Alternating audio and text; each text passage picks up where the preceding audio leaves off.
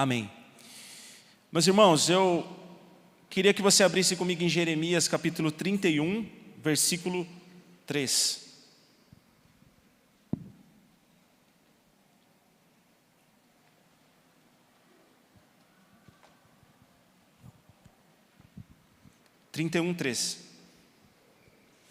Diz assim: há muito que o Senhor me apareceu dizendo, com amor eterno te amei, também com amável benignidade te atraí.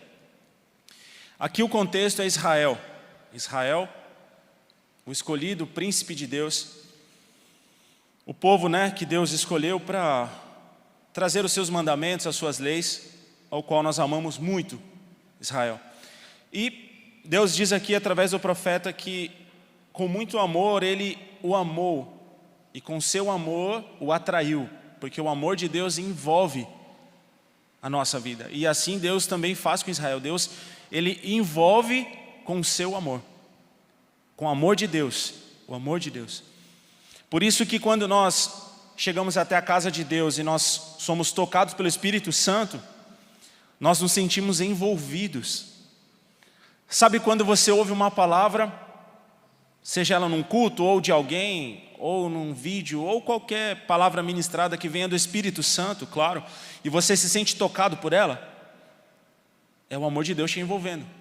Você sente o amor de Deus.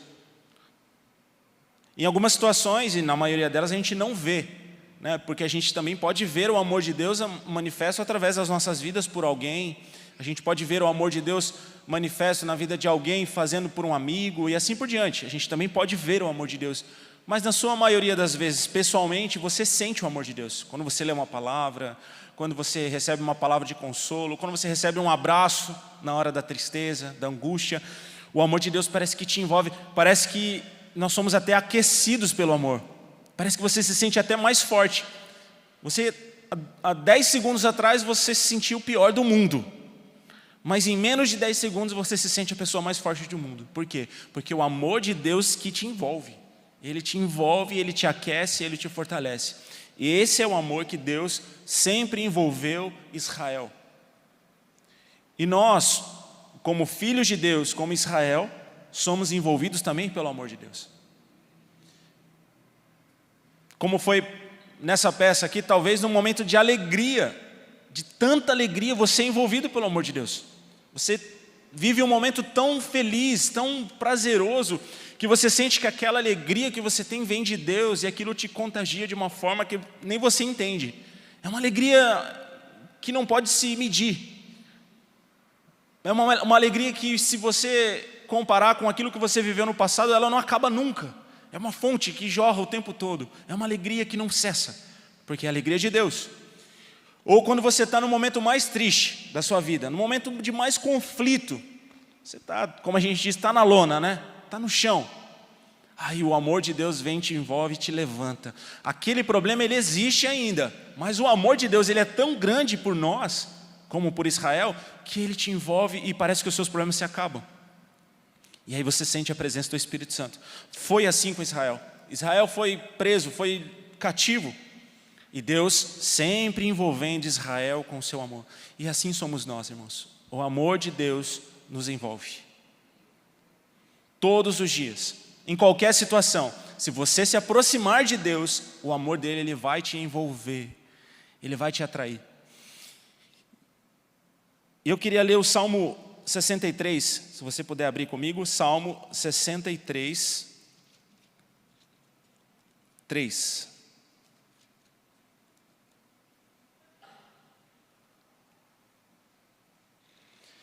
Diz assim: porque a tua benignidade é melhor do que a vida, os meus lábios te louvarão.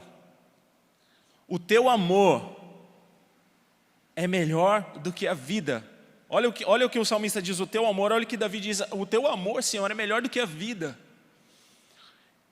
Eu poderia perder a vida aqui para estar envolvido no teu amor. Na eternidade, claro. Na eternidade, porque quando nós estamos com Deus, nós somos eternos. Amém? Então, o amor de Deus, ele existe. A Bíblia diz que Deus é amor, e nós vamos ler esse texto. Deus, Ele é o amor, Ele é a essência, Ele é ágape. É o amor universal. Ele nos envolve em qualquer situação, em qualquer momento, independente da situação que você esteja, Ele envolve você. Ele é capaz de te envolver. Ele é capaz de se manifestar em você em qualquer situação da sua vida, em qualquer momento, inclusive no que você vive hoje. Medo, angústia, alegria, tristeza, enfim, em qualquer situação, o amor de Deus, Ele te envolve. E o salmista diz que o seu amor, Senhor, é melhor do que a vida. Eu sentir o seu amor é melhor do que viver. É uma expressão, é uma forma que Davi encontrou de expressar a Deus além da vida, além daquilo que ele estava sentindo. Davi, quando ele escreve esses salmos ao Senhor, ele vivia momentos de conflito na casa dele. Momentos de luta, momentos de perseguição, de conflito dentro de casa, entre os filhos, perseguição dos filhos. Entende? Era um momento de dificuldade, mas o amor de Deus, a partir do momento que ele entendeu qual era o real amor de Deus sobre ele e o que ele precisava fazer para se envolver com o amor de Deus, ele começou a entender que o amor de Deus era melhor do que a vida. E ele resolveu desfrutar desse amor. E quando a gente fala de amor, dessa essência do amor de Deus, a gente vive em dias difíceis de entender o amor. Essa é a realidade. A Bíblia fala, e eu queria que você abrisse comigo em Mateus 24. Mateus 24, 14.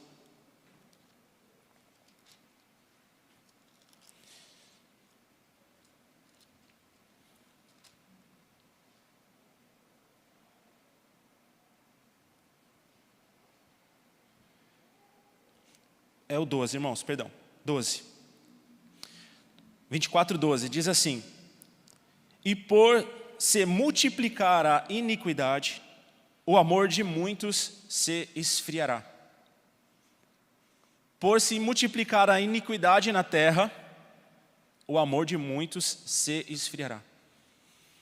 Irmãos, hoje a gente vive num contexto de mundo que é difícil de entender o amor. E eu vou falar alguns pontos aqui que talvez a gente se encaixe em algum deles. Eu queria que você abrisse a sua palavra em Efésios 6. Efésios 6.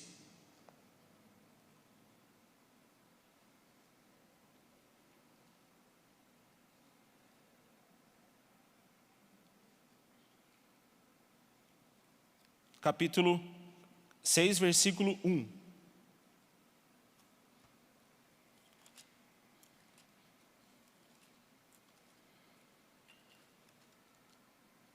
A gente vai ler do 1 ao 4, tá? Vós, filhos, sede obediente aos vossos pais no Senhor, porque isto é justo. Honra a teu pai e a tua mãe, que é o primeiro mandamento com promessa, para que te vá bem e vivas muito tempo sobre a terra. E vós, pais, não provoqueis a ira dos vossos filhos, mas criai-os na doutrina e na admoestação do Senhor. Por isso a importância do ministério, né? Ensinar na doutrina. Qual é a doutrina? A doutrina da palavra. O que a Bíblia diz que eu tenho que fazer. E a maioria não, todos os pais aqui sabem.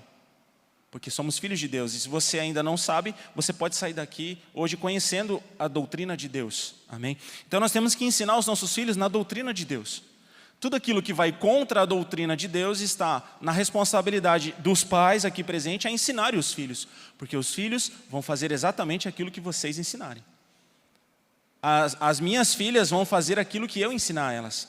Talvez quando elas crescerem, se eu ensinar algo de errado, talvez quando elas crescerem, elas vão se deparar com a vida e vão comparar aquilo que eu ensinei a ela com aquilo que você ensinou para o seu filho e vão perceber que aquilo que talvez eu ensinei para ela foi errado. Por isso que é importante os pais estarem alinhados com quem? Com o Espírito Santo, com a palavra, com a Bíblia, com as doutrinas de Deus.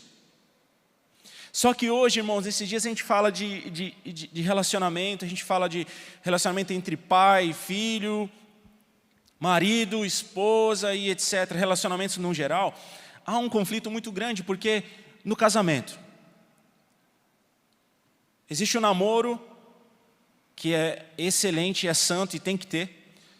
É muito importante o jovem se relacionar antes do casamento, porque é um namoro santo, claro, né? E ele conhecer aquela pessoa que ele pretende se casar. Porque você chegar no altar sem conhecer a pessoa, pode passar aqui um ano, talvez você vai ver aquilo que você nunca imaginou que você ia ver na sua vida. Você pode se surpreender e conhecer um homem de Deus, maravilhoso, lindo, que foi doutrinado aonde? Na palavra. Ou você pode conhecer um demônio que vai acabar com a sua vida. Essa é a realidade, é ou não é, irmãos? Então, por isso que é importante o namoro. Pais, incentivem os filhos a se relacionar antes do casamento. Um namoro santo, de Deus, no tempo determinado por Deus, que cada um aqui sabe como ensinar os seus filhos. E a pessoa se casa. Um ano depois, ela percebe que não era aquilo que ela queria. Ela separa. Conhece outra pessoa, casa de novo, separa. Conhece, casa, conhece, separa, conhece, casa, separa. Começa a encarar conflito dentro do relacionamento, só que não consegue lidar, porque não existe amor de verdade. Não existe amor. E hoje a gente pode ver, as pessoas casam e descasam como assinam, porque o casamento é um contrato. Você assina um contrato. Quando você vai lá no cartório e registra, você está assinando um contrato com aquela pessoa. Por isso existem as cláusulas ali que você assina. E as pessoas assinam esse contrato hoje de casamento como se estivesse assinando um bilhete. Ah, não quero, agora eu quero. Não quero, agora eu quero. Não são capazes de viver em conflito e se lixar um ao outro e amar um ao outro. A Carla é completamente diferente de mim, irmãos. Completamente. Desde a unha do pé até o fio de cabelo aqui da cabeça. Totalmente diferente. Ah, mas pastor, vocês brigam? A gente tem desentendimento, sim. Poucos, mas a gente tem. Ah, vocês ficam bicudo um com o outro? Fica. E olha que para amansar aquela mulher lá, meu irmão, é muito jejum, oração e rosa. E postagem no Instagram. Te amo. Estou entregando segredo, né? Quando vocês verem lá um te amo, é que rolou uma DR. Brincadeira, não é não. Eu sempre faço para honrá-la também. Mas faço também para ir amansando aquele coração. Completamente diferente, mas diante do primeiro conflito eu vou largar minha esposa? Puxa, peraí, que amor é esse? Que amor é esse? Que não sou capaz de suportar aquilo que é diferente dela, de mim. Que amor é esse que eu não sou capaz de amar ela diante dos defeitos dela, porque ela tem, assim como eu? Que amor é esse que não é capaz de entender o próximo, de se colocar no lugar do marido, da esposa? Que amor é esse? Esse não é o amor de Deus, irmãos. Esse não é o amor de Deus. Que amor é esse que quando numa DR lá, você tem um problema no casamento, você vai conversar com a tua esposa e a tua esposa coloca diante de você os seus defeitos, porque a gente tem defeito, ou vice-versa, e você não é capaz de aceitar. O orgulho, não é bem assim. E o orgulho vai te dominando e você não consegue, e naquela brecha que você tem no seu coração, Satanás começa a minar, até chegar ao ponto de você, não dá mais, a gente não pode mais viver junto, pega aquele papel lá, vamos quebrar aquela cláusula e vamos separar. É assim que Satanás faz. Entende? Porque o amor de Deus, ágape, que é o amor universal, não existe, não está presente. Porque Deus, Ele supera todas as coisas. Se você está no mais profundo lodo da tua vida, Deus vai lá, estende a mão para você e te tira. Fala, filho, eu te amo, mas pai, eu estou sujo, não tem problema, vem aqui que eu vou te limpar. Eu vou tirar os carrapichos de você. Pai, mas você não vai deixar de me amar? Não, filho, eu não vou deixar de te amar porque você está no lodo. Pelo contrário, eu enviei o meu filho ao mundo para isso, para te tirar do lodo. Eu enviei Jesus para te tirar do lodo. Esse é o amor de Deus, Ele suporta. Ele nos envolve, como Ele envolve Israel. Israel, irmão, se afastava de Deus frequentemente. Quando Moisés subiu ao monte para falar com Deus, Deus estava sobre o monte, o povo estava lá embaixo fazendo bezerro de ouro. Com Arão. Vamos fazer um bezerro, eu acho que Moisés não vai descer mais, é muito tempo. E o monte fumegando da glória de Deus, imagina. A Bíblia fala que o chão tremia de tantos tremores da presença de Deus. Eles Eles estavam presenciando Deus lá e Moisés no meio, e ainda assim eles achavam que Moisés não ia descer. E eles foram lá e fizeram um bezerro de ouro, e Deus fez o quê? Deus ficou bravo com eles, claro. Deus apresentou para eles o erro, mas Deus não abandonou. Porque o amor de Deus envolve, não desiste. O amor de Deus envolve.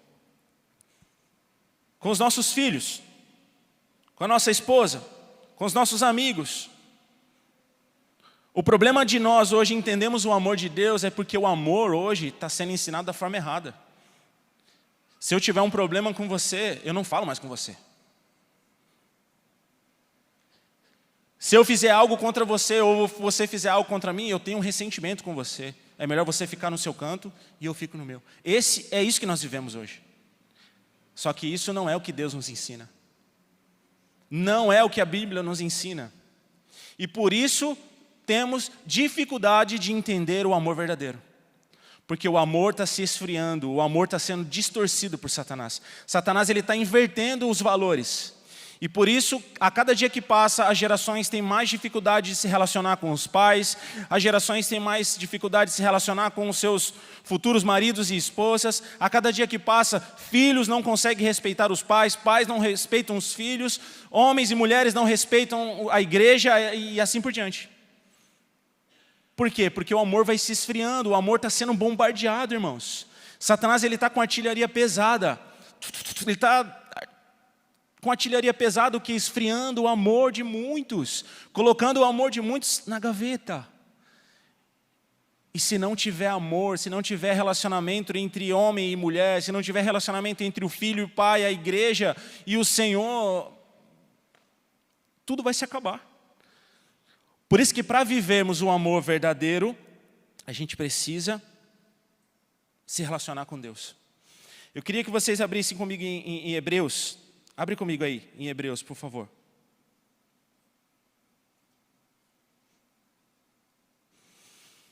Hebreus capítulo 12.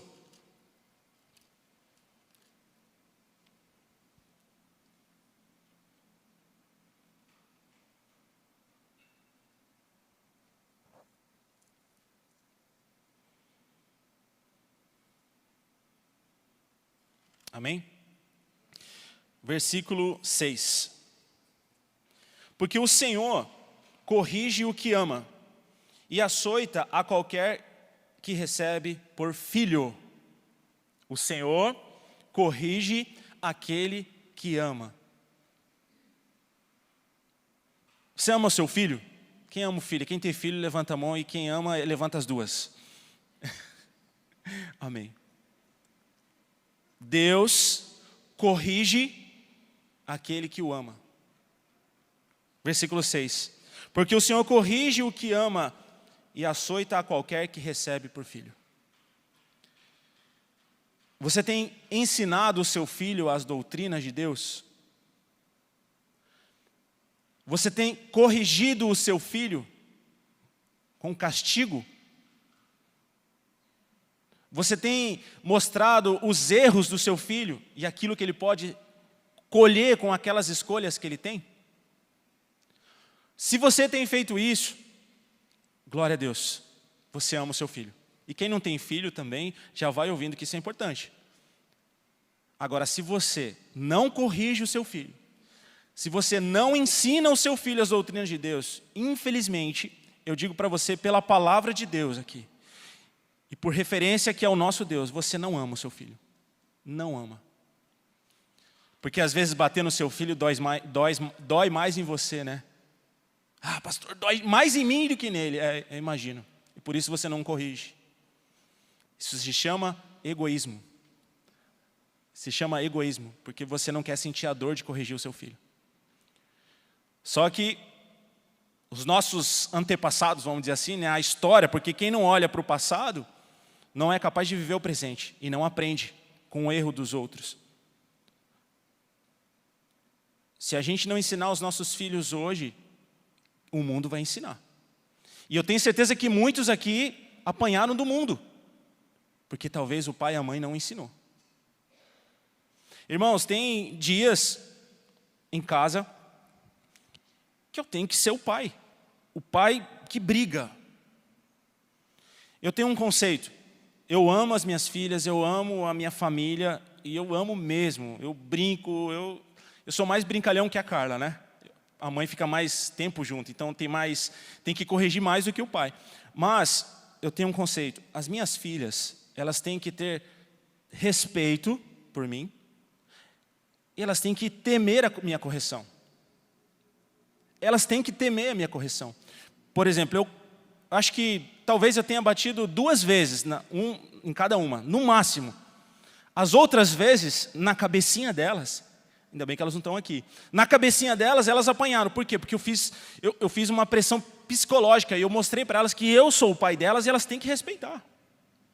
Para vocês terem uma ideia, uma vez a Yasmin, ela tinha acho que 4 anos, ou 5, não me lembro. A gente estava saindo de casa, ela estava com um brinquedinho e ela queria levar para a escola. E a Carla falou, não vai levar. E aí virou o show, né? Começou o show. E chora, e rola, e vamos para a escola, não vai levar, e não levou. Colocamos ela no carro, ela saiu de casa, ela foi chorando de casa até a escola, chorando e esperneando e batendo o pé. E eu dirigindo ali, e orando, falei assim, me dá sabedoria, me dá. E ela chorando. E eu sei que eu precisava corrigi-la, eu sabia, mas eu não sabia o que fazer. A gente desceu, tirou, eu falei com ela no carro assim, para de chorar, porque senão você vai apanhar. E aí chorou, e batendo perna, e no meu colo aqui, batendo perna, você sabe, né, o show que criança dá. Porque criança precisa de doutrina, irmãos, precisa de ensinamento. Cheguei à porta da escola, e ela, daí que ela botou para chorar mesmo, gastou o resto que tinha de bateria. E ela, falei, não dá. Eu olhei, eu pus ela no chão assim, abaixei e falei assim, ó, a gente vai embora, bem assim, irmãos, a gente vai para casa, eu vou te levar para casa. Chegando em casa, você vai apanhar. Na hora. Parou na hora. Foi que nem parece que desligou da tomada. Abriu os olhinhos, o olhinho desse tamanho assim, ficou me olhando. Falei, parou de chorar. Falei, você vai parar de chorar? Mas mesmo assim a gente vai embora. Vamos embora. A Carla, você vai levar? Falei, vou levar embora. Agora eu vou cumprir o que eu falei. Peguei ela, vamos para casa. E aí a gente tinha um monte de coisa para fazer. Eu não podia voltar para casa com ela. Ela tinha que ficar na escola. Botei no carro e fui. Em silêncio. E ela em silêncio também. 10 minutos de silêncio no carro. A Carla, eu e a Yasmin. Ela com mais medo do pai, claro. Ela precisava ser corrigida. E eu por dentro como? Moído. Porque se chegar em casa vou ter que bater. Vou ter que bater. Vou ter que corrigi-la. Cheguei, desci do carro, levei ela, coloquei ela no chão, falei, lá para o quarto. Comecei a pressão, irmãos, psicológica. Já no carro, né? Falei, vai para o quarto. Pegou a mochilinha dela com rodinha e foi lá para o quarto. Lá. Falei, fica lá que eu já vou. Deixei ela lá uns 3 minutos. Comecei a fazer barulho de gaveta, pegando a cinta. Falei, não, ela vai uma surra. E aí começou lá no quarto. Quem tem filho sabe o que eu estou dizendo. E começou. E aqui dentro como? Moído, irmãos, moído. Para mim, Senhor, tá bom, ela já se arrependeu. Não, eu precisava corrigi-la. Peguei a cinta e fui lá, irmãos. Aí ali eu fui macho, hein? Você não pode fazer isso, você corrigir. E ela deu, pai, e virou um gaguejo de lá, e eu brigando daqui, e ela chorando. Falei, desce da cama agora e vira um bumbum aqui que você vai apanhar. Você vai apanhar por isso. Peguei a cinta e pif. E acabou. Aí ela se desmontou e chorou. Eu falei, agora você vai ficar aqui nessa cama. Você não vai descer dessa cama, você só vai descer para ir no banheiro e tomar água. A Rosa que ajuda a gente em casa, eu falei, Rosa, por favor, não deixe ela descer da cama. Você vai ficar de castigo até a gente voltar do trabalho. Isso era 1h30, 2 horas, a gente voltava às 5h30, 6 horas. Falei, não desce dessa cama, deitada. Ou dorme ou fica olhando para o teto. E saí. Arrastado, irmãos. Destruído. Mas nunca mais a Yasmin deu showzinho para entrar na escola. Por quê? Porque eu ensinei ela. O Senhor corrige quem ama. Se eu não corrigisse a minha filha ali, meus irmãos, era uma fraqueza minha. Pastor, você não queria demonstrar fraqueza para sua filha? Misericórdia, não é isso. Essa não é a questão. A questão é que eu preciso ensinar para ela que o amor verdadeiro corrige. E quando a gente não é corrigido, irmãos, a gente sofre. E aí o problema da igreja, é o problema dos adultos, porque quando Deus corrige, Deus é mau. Deus não me ama. Olha essa luta que eu estou passando, Deus não me ajuda. O amor de Deus é diferente do conceito do amor hoje que se esfria. E por isso nós estamos aqui nessa manhã, porque Deus quer nos ensinar. Talvez Deus tenha uma grande responsabilidade para você e você precisa ensinar o amor verdadeiro. Ah, pastor, mas que amor é esse que corrige? Eu conheço um amor que mata para corrigir. Deus, quando Adão e Eva desobedeceram a Deus, Deus colocou um castigo sobre eles. Foi ou não foi? Vocês conhecem a história. E o que Adão e Eva, eles desobedeceram a Deus. Deus falou assim, vocês vão colher a consequência do que vocês fizeram. Imagina se Adão e Eva começassem, não, Senhor, me perdoa, Senhor, nunca mais eu vou fazer. Ah, tá bom, vai Adão, eu vou fazer. Então tá bom, volta, mas se acontecer de novo, Deus não é essa pessoa, irmãos. Deus não é assim. Deus, ele tem um amor universal, amor ágape, mas ele vai te corrigir. Ele vai te ensinar. Ele vai mostrar para você aquilo que você errou. Deus falou, Adão, Eva, não dá mais. Eu não vou matar vocês, mas vocês não vão viver eternamente e vocês vão sair do Éden, do jardim. Pode sair. E Deus colocou, Adão, do suor do teu rosto, agora você comerás o pão de cada dia. Você vai ter que trabalhar. Porque eu era o seu sustento até ontem, mas agora você vai trabalhar. E Eva, você com dores de parto vai gerar. Deus corrigiu, Deus deu uma correção para eles. Agora eu fico imaginando Adão e Eva lá, sentado em algum lugar fora do jardim, um anjo com uma espada de fogo na mão, guardando as entradas do jardim, eles olhando, Ei, Eva, a gente estava lá dentro, hein? Olha, agora eu vou ter que trabalhar, né? E eu vou ter que ter dor de parto, nem sei o que é, mas vai doer. Imagina eles conversando e Deus do céu olhando, é isso mesmo. É assim, correção, Deus corrigindo os seus filhos. Desobediência, desobedecer o amor de Deus te envolve e Ele te corrige. Porque em qualquer situação, Deus te ama. Só que o problema é que hoje a nossa galera, vamos dizer assim, o nosso dia a dia, olhou torto para mim e não chama mais, não serve para mim. Não me agrada nisso, não quero mais. Você conhece aquele irmão? Não, eu conheço, mas ele não dá. Que amor é esse, irmãos? Esse não é o amor de Deus. O amor tudo suporta, tudo espera. Esse é o amor genuíno de Deus. Abre comigo em 1 João, um pouquinho mais à frente aí, 1 João.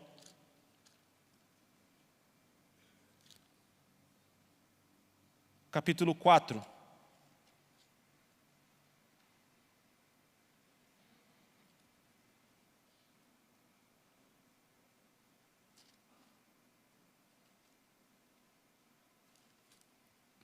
Primeira João, capítulo 4, versículo 9. Nisto se manifestou a caridade. Talvez na sua versão aí esteja o amor. Nisso se manifestou a caridade de Deus para conosco. Que Deus enviou o seu Filho unigênito, ou seja, o único Filho ao mundo, para que por ele vivamos. Nisto está a caridade. Não em que nós tenhamos amado a Deus, mas em que Ele nos amou e enviou o seu Filho para a propiciação pelos nossos pecados. Amados, se Deus assim nos amou, também nós devemos amar uns aos outros.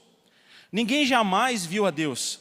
Se nós amamos uns aos outros, Deus está em nós, e em nós é perfeita a sua caridade, o seu amor. Nisto conhecemos que estamos nele, e ele em nós, pois que nos deu o seu Espírito. Então, o amor de Deus em nós é um fruto do Espírito. Por isso, Jesus Cristo deixou o seu Espírito, porque a sua personalidade ela vai ser mudada com o Espírito Santo. E talvez você não seja capaz de amar o seu próximo, mas com o Espírito Santo você pode.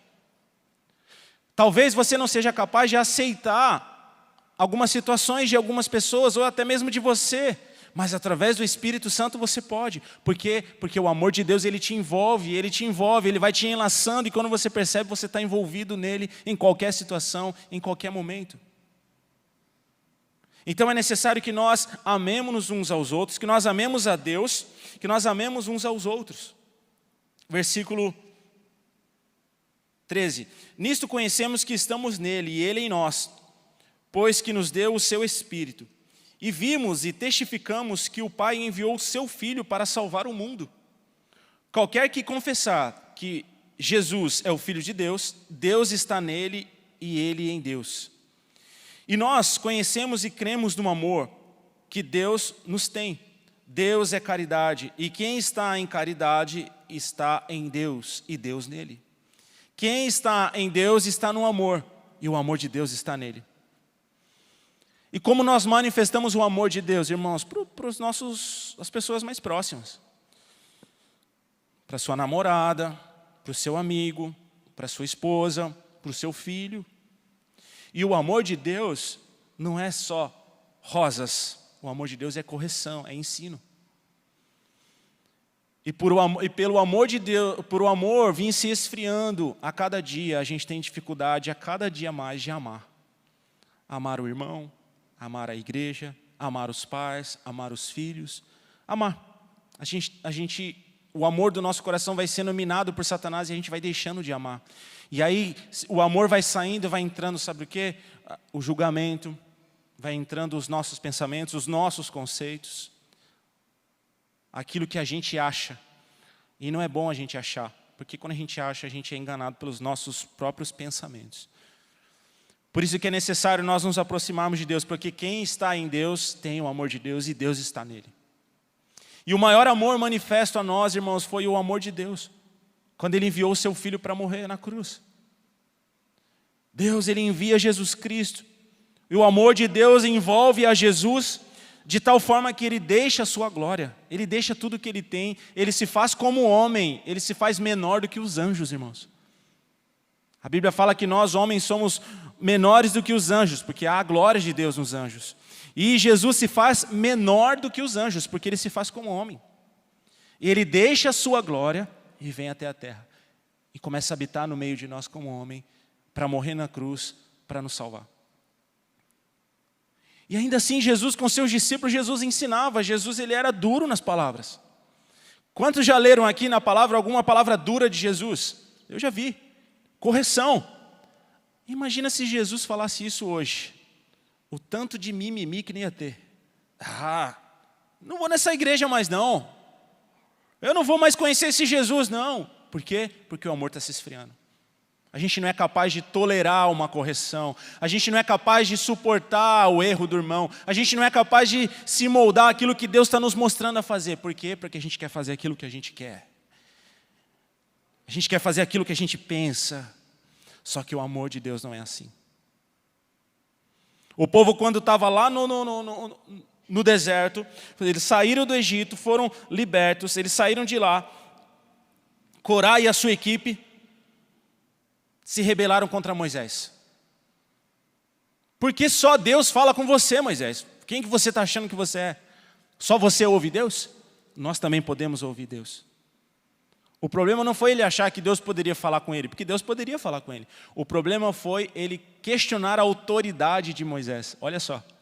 Ele questionou a autoridade em Deus na vida de Moisés. E Moisés falou assim, então vamos fazer um teste. A quem Deus responder é o escolhido. Aquele que não será engolido pela terra. E a equipe toda dele estavam lá e de repente Deus veio. A terra se abriu e eles foram engolidos vivos. Que Deus é esse, irmãos? É um Deus que corrige. É um Deus que corrige porque Ele te ama. Agora imagina o temor que aqueles outros filhos viram quando aquele grupo inteiro foi engolido vivo pela terra. A terra se abriu e eles foram engolidos vivos. Os outros filhos olharam e falaram, não, realmente Deus está com Moisés. Realmente existe um Deus. Ananias e Safira mentiram. Isso já é o Novo Testamento, irmãos. Após Jesus Cristo, debaixo da graça. Eles mentiram, morreram diante dos apóstolos porque mentiram. Que Deus é esse? É um Deus que corrige, é um Deus que ensina. Esse amor que é pregado, de que tudo pode, que tudo... isso é do diabo. Porque Deus, Ele corrige quem ama. Deus, Ele traz ensinamento. Ele mostra a doutrina, e é assim que Deus quer que a gente seja. É dessa forma que temos que agir dentro da nossa vida, dentro do nosso casamento, dentro do nosso namoro, dentro do nosso trabalho, com os nossos filhos, e enfim. E para nós encerrarmos, a Bíblia fala que nós temos que amar as nossas esposas como Cristo ama a igreja. E as mulheres serem submissas aos vossos maridos. A Bíblia fala que nós, como igreja, somos a noiva e Cristo é o noivo, certo? O amor de Deus pela igreja é a ponto de entregar a sua vida por ela. E por aí você já tem uma medida. Jesus morreu na cruz pela noiva. Ele se entregou na cruz pela noiva. E o que o noivo espera? Submissão da igreja. Submissão, obediência. Quem me ama, obedece os meus mandamentos. É isso que Jesus disse. E dentro do casamento é a mesma coisa, irmãos.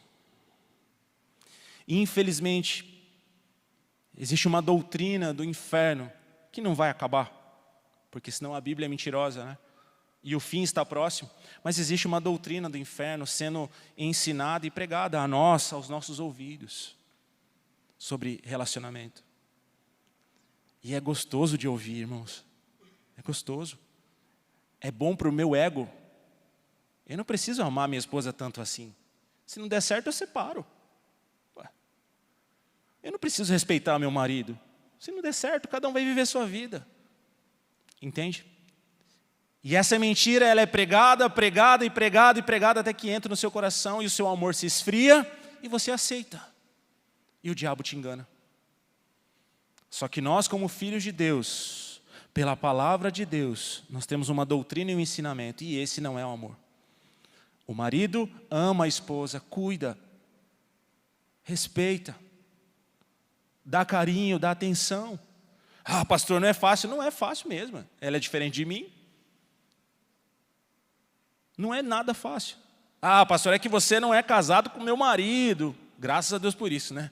Sou casado com a minha esposa. Porque assim Deus disse: unirá-se o homem à sua mulher, deixará pai e mãe. E essa é a bênção de Deus. Mas, se você colocar Deus no teu relacionamento, você é capaz de suportar sim. Não caia nas teias de Satanás, não caia no engano de Satanás, irmãos. Jesus deixou claro para nós: por se multiplicar a iniquidade, o amor de muitos se esfriaria. Num geral, ame o seu irmão. Ame a sua esposa, ame os seus amigos, ame os seus filhos.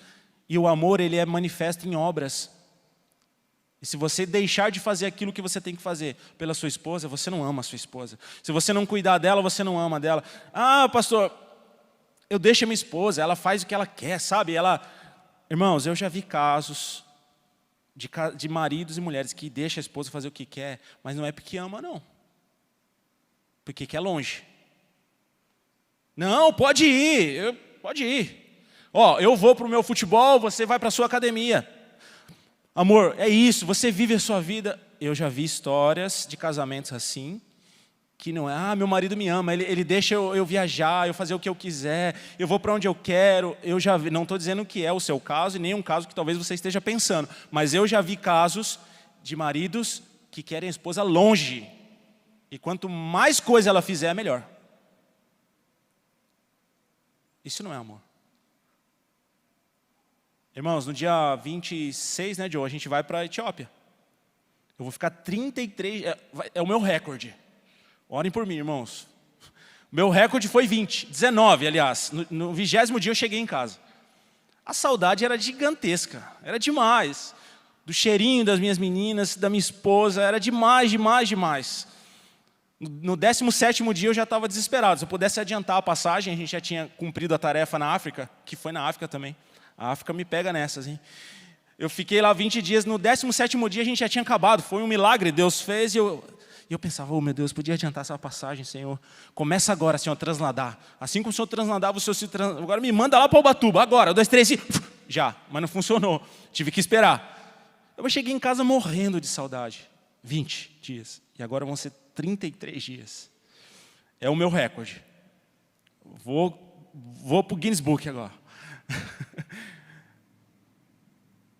O amor, ele quer proximidade. Você quer ficar com a pessoa, você quer estar junto. Eu já vi pais que não aguentam os filhos, faz o quê? Manda para o inglês, vai para o futebol. Ah, pai, vai sair, não tem os seus amigos, vai para casa do amigo, dorme na casa do amigo. Filho que dorme semanas na casa do amigo, o pai nem vê. Isso não é amor, não. Eu não estou dizendo que é o seu caso, nem o caso que você está pensando. Tá bom? Mas eu já vi casos, isso não é amor. E isso num geral. Isso não é amor, porque o amor quer junto, quer caminhar, quer estar próximo. Eu entendo que o marido tem que ter o seu tempo, mais ou menos, né? Não tanto. Mas assim, eu sei que tem que ter assim, os seus afazeres, né? Mas tem que estar junto, irmãos. Esses dias eu trouxe uma reflexão para um rapaz que trabalha comigo, para a gente encerrar. E eu queria chamar o ministério. A gente estava falando de alguns assuntos e eu falei assim, quanto tempo você fica com seu filho hoje? Seja sincero, não precisa, eu falei para ele assim, não precisa ter vergonha, fala a verdade. Ele pensou. Eu falei, não, pode falar a verdade. Ele, pastor, acho que... Eu estou dizendo assim, quanto tempo você conversa com seu filho mesmo? Ele, acho que 1 hora, no máximo, do dia. Eu falei, sim, eu imagino. Por quê? Porque ele trabalha o dia todo, o filho está na escola, né? Tem as suas... Então, aí chega em casa, come alguma coisa e dorme. É normal. Aí eu disse assim para ele, agora pensa o seguinte, o seu filho fica 5 horas na escola. 5 horas do dia dele, ou mais. Na escola, ouvindo, talvez, coisas que não se deveria ouvir. Para você reverter isso, não é o ensino não, tá? As matérias, isso é importante, isso é muito bom. Mas no convívio, no contexto que tem sido apresentado, talvez o seu filho está ouvindo coisas que você nem imagina. E quando ele tiver 12, 13 anos para você reverter isso, é tarde. Aí um dia ele vai chegar e falar para você, pai, eu acho que eu não sou um ser humano, eu sou uma planta. E aí você vai reverter como? Filho, você não é uma planta. Não, pai, eu sou uma planta. Não, filho, você é um ser humano. Não, agora eu quero ser planta. E como você vai reverter isso? Já era. Por quê? Porque você não dedicou o seu tempo. Por quê? Porque eu e você, nós somos formados por influência. Influência, aquilo que eu vejo, eu vou fazendo. Eu vou sendo ensinado a doutrina, eu vou forjando, eu vou sendo formado por aquilo. E assim somos nós, no casamento, no relacionamento com os filhos, com os pais. Nós somos forjados e por isso a gente tem que estar junto. Para quê? Para nós crescermos pela palavra de Deus e pelos ensinamentos de Deus. Amém? Então eu queria que você ficasse em pé.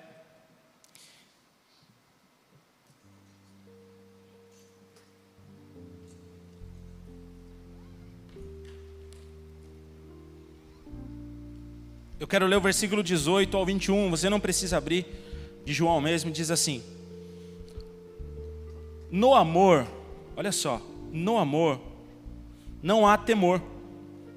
Antes, a perfeita caridade lança fora todo o temor.